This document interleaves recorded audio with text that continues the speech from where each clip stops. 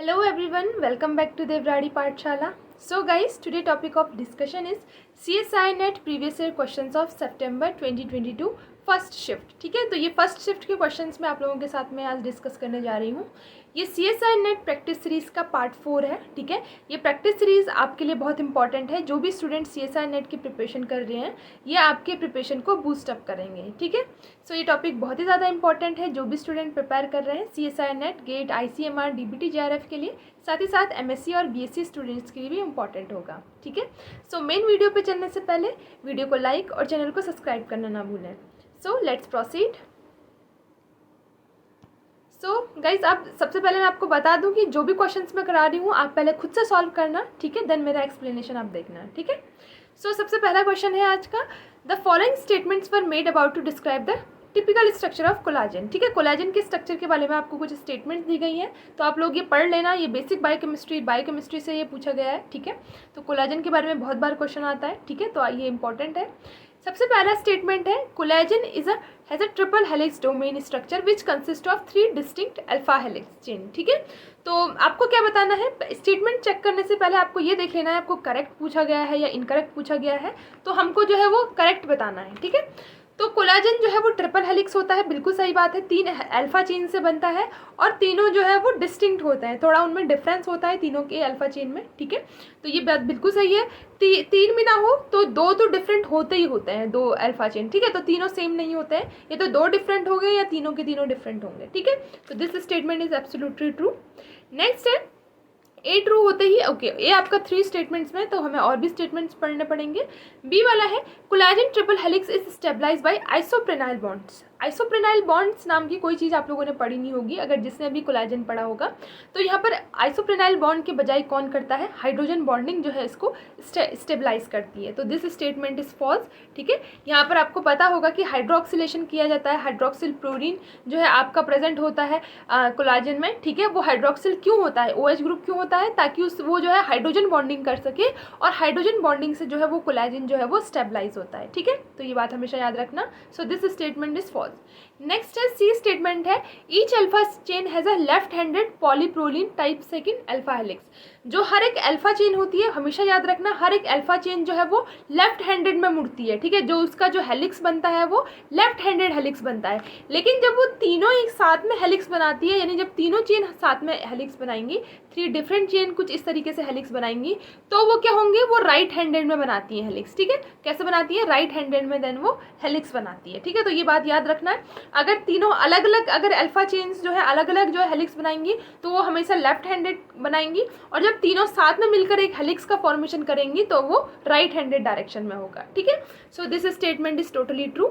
Next है each alpha chain is composed of multiple triple sequence of glycine YZ. ठीक है, in which Y is commonly proline and Z is hydroxyl proline. जैसे कि मैंने आपको बताया है कि जो है ग्लाइसिन YZ के फॉर्म में होता है. हर तीसरा अमीनो एसिड जो है कोलाजन में ग्लाइसिन होता है और Y में प्रोलिन होता है, Z में हाइड्रोक्सिल प्रोलिन या हाइड्रोक्सिल लाइसिन नाम के जो है वो अमीनो एसिड्स होते हैं. ठीक है, तो ये बात भी बिल्कुल ट्रू है. तो आपका करेक्ट स्टेटमेंट हो गया that is A, C and D. तो B आपका फॉल्स हो गया, तो फर्स्ट स्टेटमेंट आपका जो है वो करेक्ट हो गया. तो आपका राइट स्टेटमेंट हो गया, दैट इज फर्स्ट वन. ठीक है, नेक्स्ट क्वेश्चन पे मूव करते हैं.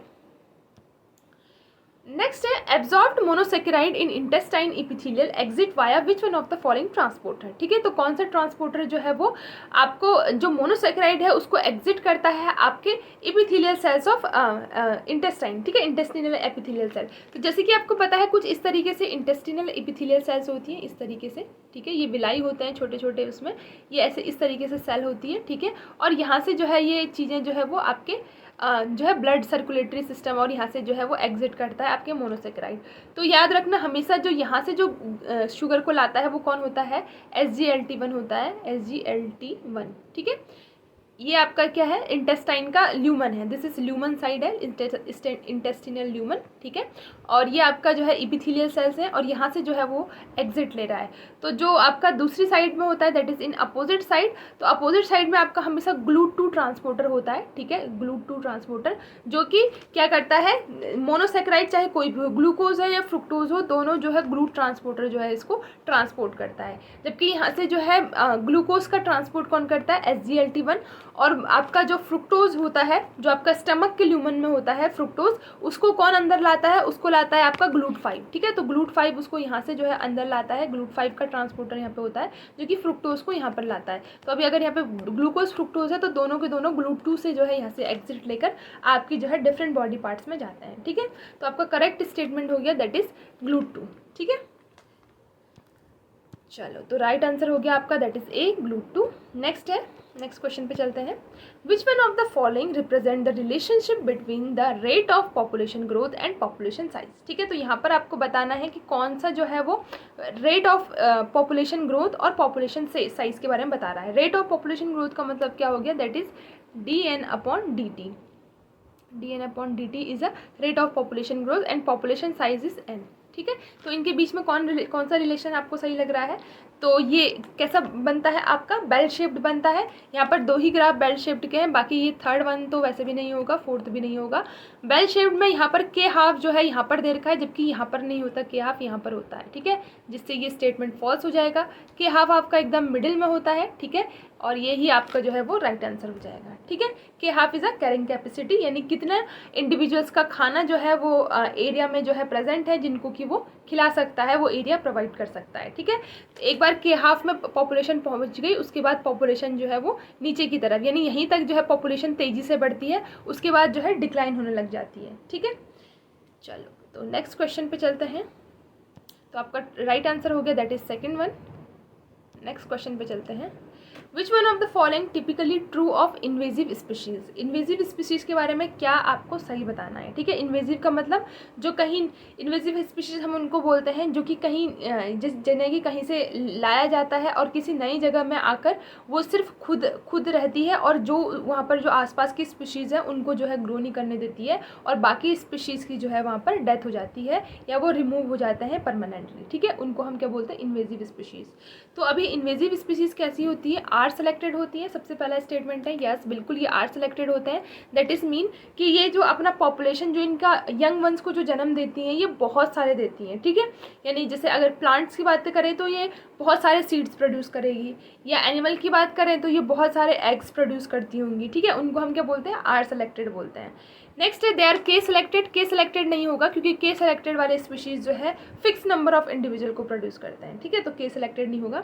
दे आर हैबिटेट स्पेशलिस्ट नहीं है, हैबिटेट स्पेशलिस्ट नहीं होते हैं क्योंकि ये जिस नई हैबिटेट में आते हैं, ठीक है, वहाँ के लिए स्पेशलाइज नहीं होते हैं, वहाँ आकर ये मस्त जो है दूसरे भी स्पीशीज़ को मार देते हैं, तो ये it is not a habitat specialist, तो this statement is false. Next है they are always introduce by human. नहीं, जरूरी नहीं कि हमेशा इनको जो है ऑलवेज वाले स्टेटमेंट हमेशा रॉन्ग होंगे, हमेशा ह्यूमन जो है इनको इंट्रोड्यूस नहीं करता है। हो सकता है ये हवा के थ्रू आए, ठीक है, जहाज के थ्रू आए, या किसी के एनिमल के थ्रू आए, ठीक है। तो ज़रूरी नहीं कि हमेशा जो है ह्यूमन के इंट्रोडक्शन से इनको ये जो है अटैक करती होंगी, तो this statement is also false. आपका जो है राइट स्टेटमेंट हो गया दैट इज स्टेटमेंट 1, ठीक है।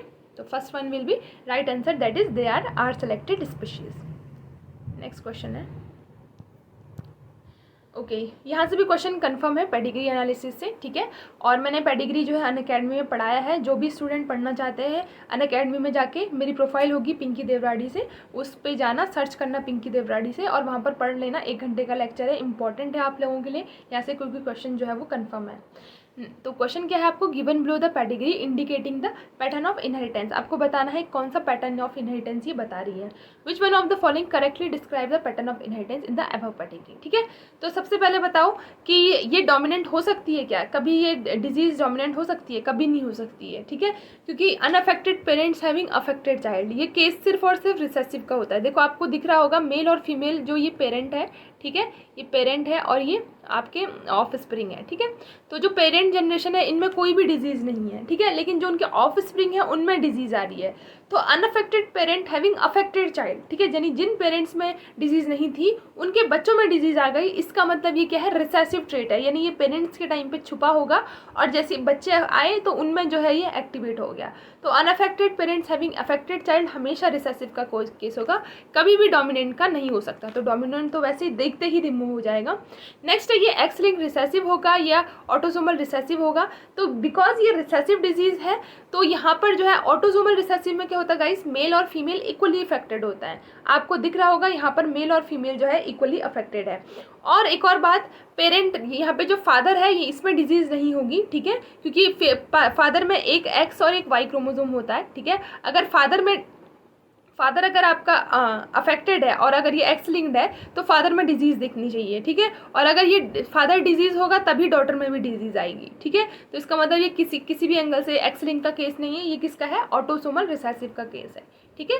सो ऑटोसोमल रिसेसिव में क्या होता है, मेल एंड फीमेल जो है वो इक्वली अफेक्टेड होते हैं, ठीक है।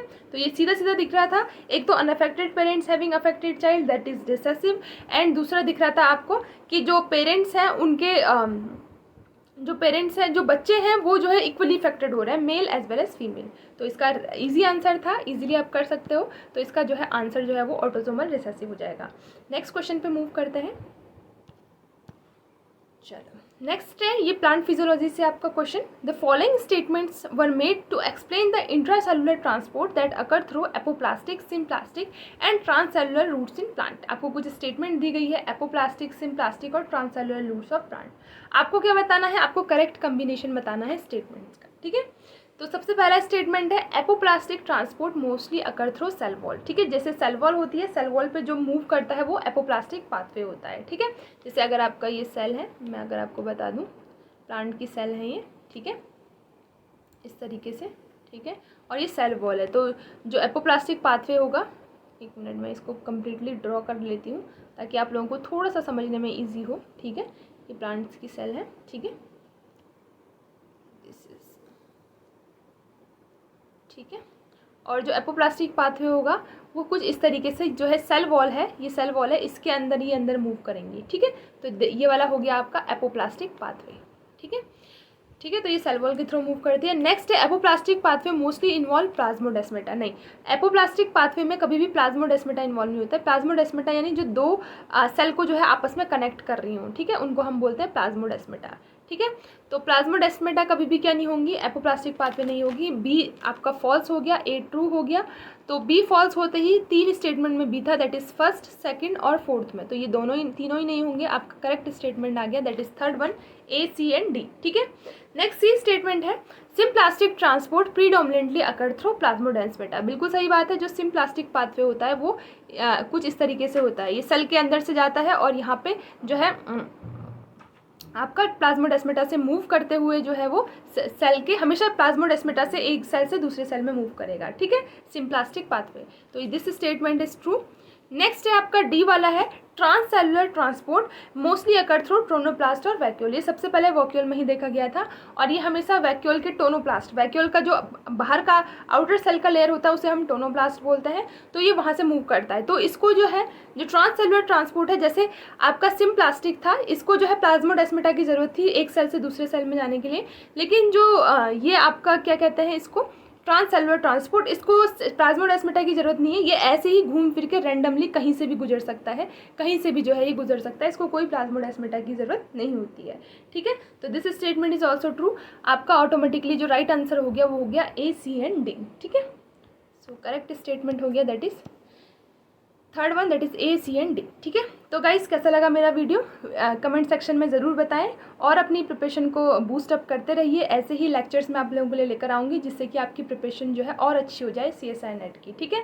सो गाइस मिलते हैं नेक्स्ट वीडियो में, तब तक के लिए देवराड़ी पाठशाला को लाइक और चैनल को सब्सक्राइब करना ना भूलें, साथ साथ अपने दोस्तों के साथ भी शेयर करें। तो मिलते हैं नेक्स्ट वीडियो में, तब तक के लिए टेक केयर, बाय बाय।